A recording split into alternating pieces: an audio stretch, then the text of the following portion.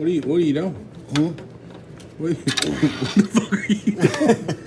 What are you doing, dude? Just tapping that on the edge of that to get it down in the hole, snug. Oh. Now, Working? Yeah, but I gotta cut me off a little. It ain't all the way in there, though, is it? I don't think it's in there, buddy. Or does it, is that as far as it's going? No, it ain't all. It's close, but it ain't all the way. But I think it's got to be real close because the bolt hole's I always hit it right there on that ear. right here. Yeah. Yeah, I tried that. So is that where you're putting it? Oh yeah, well, that's where you're putting it. It's got to be in there then. What I was thinking is that bolt's pretty straight right there. Yeah, you got to put a spacer down. Yeah, that's what I'm talking about. I'm gonna have to put a spacer on it because that flange, that manifold flange is a whole lot thicker than them headers we took off. Yeah, I agree. So I'll just get me a little bit longer bolt. Is that hitting the frame? What's that?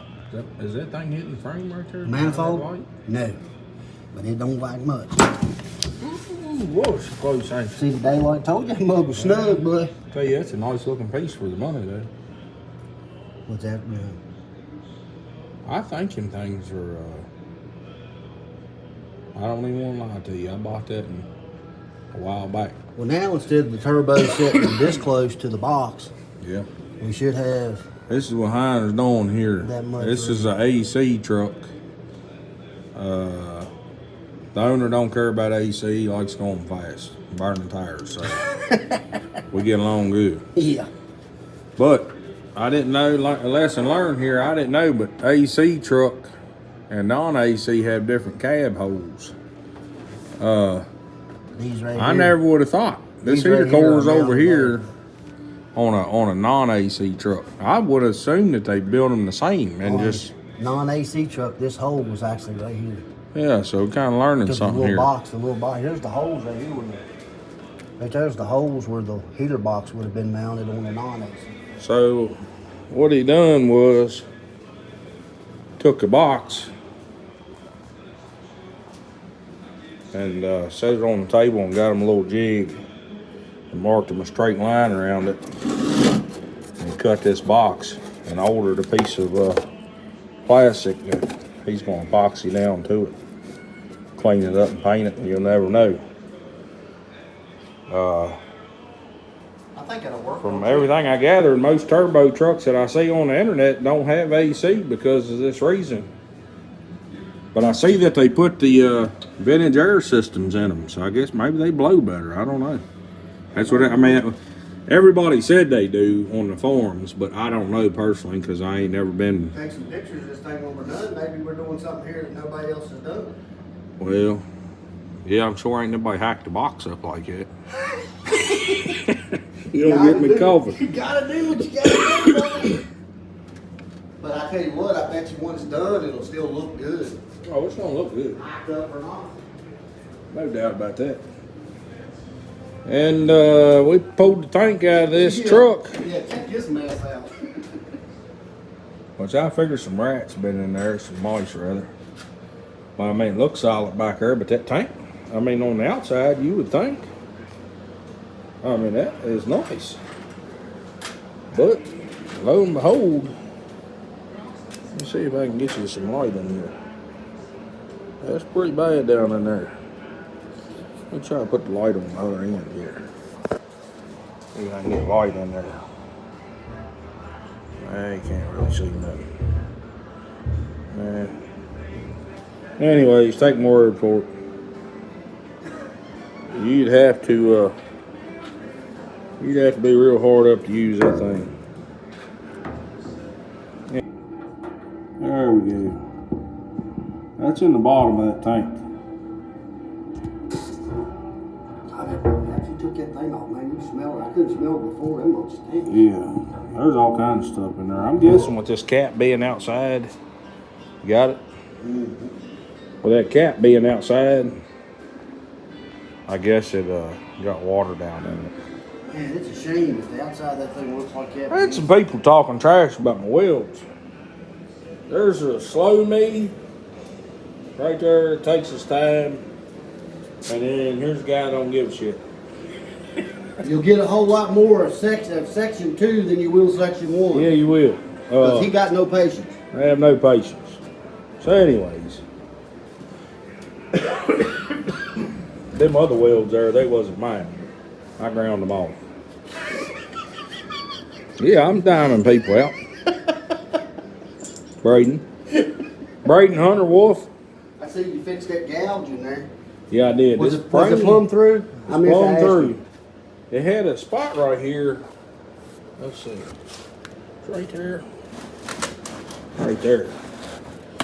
But evidently through the years they hacked a bolt off with a cutting torch and plumbed through the frame. I meant to ask you. Kind of like this deal here. That rivet done got some torch action there. But anyways, these are a stock cross member that was back there. Cut them off and just used them to mount the motor to. Moved them up there. I don't think they're going nowhere. That's about it that's going on here. I guess I'm still hands up in there what to do about a tank. Alright. I can put a tank underneath this cab, but the filler neck, you know, where are you going to run a filler neck? If it's going to be underneath the cab, you'd have to run a filler neck like out through here maybe and up, or I don't know, but the motor's sitting right there, so I don't know if I want to do that or just get another tank. Because see, what I could do with this is we do this a lot. Use this goes down in here. Look how awful that is, and the float done fell off somewhere. So that, just picture that in there, and it comes down here to the bottom, about right in there, sucks off the bottom. Could use that as a return and weld a bung right here. 6 AN's all this truck needs right here. Be pulling off the bottom, and when it returns, you won't get that sloshing, that waterfall effect noise inside the cab. You can do that, or you can use this as a pickup to feed the pump, and then come over here and weld a bung right here, take this off so you can get to it and weld it or bolt it. It ain't gonna matter. They have a sandwich one right here. Of course, you're gonna get that dripping noise probably. You know, it's gonna run back the return. It's gonna be going back down the gas tank. So I thought about that. I thought about putting a fuel cell on the front, but that's kind of gonna be where all the luggage and stuff goes. Just imagine these fenders slope down towards your frame on both sides. And here's gonna be a pocket to put your chairs, suitcase, or whatever you want to put in there. And if you got a fuel tank up here, you know, something would happen in gas or whatever, or the smell, or so I'm kind of leaning towards not doing that. I also thought about maybe putting a big cell up in here, bringing a fill up like over here, and where you'd have to pop the hood to fill it up. You know, that wouldn't be too bad. Kind of undecided what to do here, but I do got to chop this frame right here and put the other frame in there, so I need to do all that if I'm gonna put it up here. And that other frame don't have all this open space, so unsure of that. This tank back here is 17 gallon from what I can gather on the internet. I don't know if that'd be enough. You know, you figure 17 gallon and a 6.0. We'll just say a 6.0 and a 3/4 ton truck pulling trailer usually gets 8 to 10 miles a gallon up or downhill. So you're only gonna go 150 miles before you need gas. That's not very far. But you know, traveling, we'll just say 65. You know, you're gonna drive for 2 hours and then need gas. So hell, you're probably gonna want to stop anyway. So, like I say, I'm kind of in there. I just hate to have to stop so far with a trailer like that because you kind of got to plan what stations you can go in and not. Not height-wise, but to make the loop. So anyways, that's kind of where we're at. I ain't sure what I'm wanting to do here. A new tank is going to cost about as much as a fuel cell. So, and anything, I did find some plastic cells on jigs, 32 gallon, and they're pretty cheap. So I thought about going that route too. But again, that stock tank, you know, I ain't gonna put nothing behind the seat.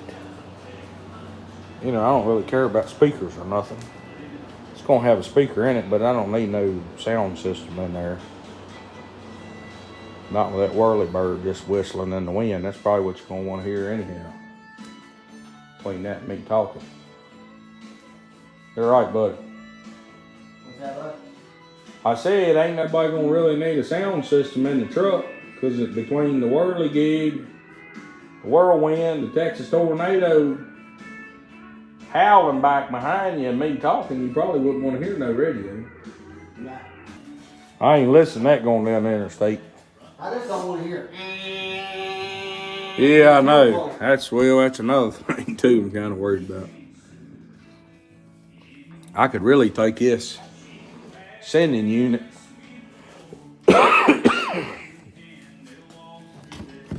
put a pump down here on it somewhere. Just stick it in there, I would think.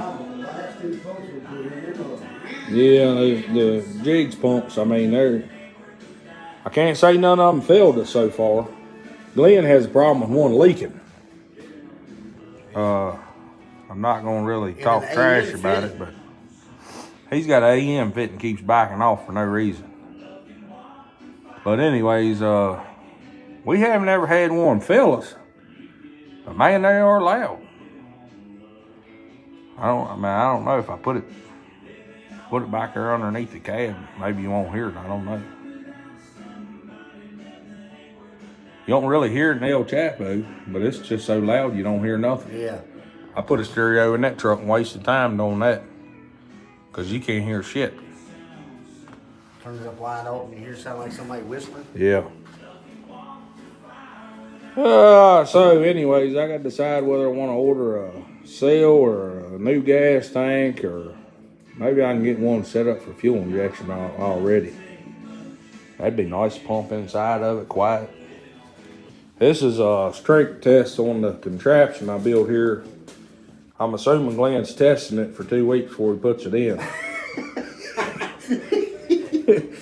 Longevity of the rack here. I want to make sure they ain't going to fall and kill me when I'm over the truck. Oh, check this out. This is sweet. And don't even go there. I think Glenn worked on this years ago. I'm not going to call no names, but some local fellas had this truck that this transmission was in, and they didn't have a bushing to go. This goes in that shifter. Let's show you. That is an 11 millimeter socket though. But this is the bushing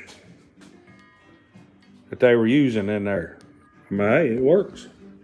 I'd like to know how much time it took them to drill that socket out. Yeah, I don't know about that one. But anyways, it was like that. I think we got some better bushing stuff over there that would be tighter. Yeah. So probably fix that. You think? Yeah. There's the truck with the wheels on it. I don't think we really showed that. Glenn put a couple lug nuts on there. I ordered lug nuts. What are we waiting on for that? Just a spacer? Spacers for the back. And lug nuts?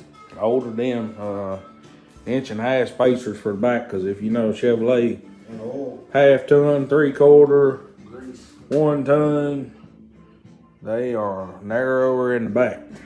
And we ain't having that. What did we measure? 1.5 inches? It's about 1.5 inches on each wheel. 1.5 on each side. Yeah, I ordered 1.5 inch spacers. Which, if you order 1 inch for the back of these, you got to cut the studs down because they stick through the spacers. So We know do that. keep that in mind. That old truck looks good though. The boy that owns this truck is what's 15? He's 15. Getting ready to turn 16. He about to have his first truck. Same age as Bray. Yeah. His first truck.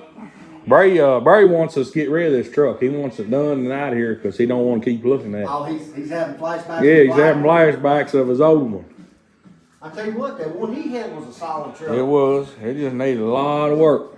Of course, done a lot of work to this one too, though. It was one ton swap too, wasn't it? No, it was It still had, 6. I still had half Yeah. ton stuff.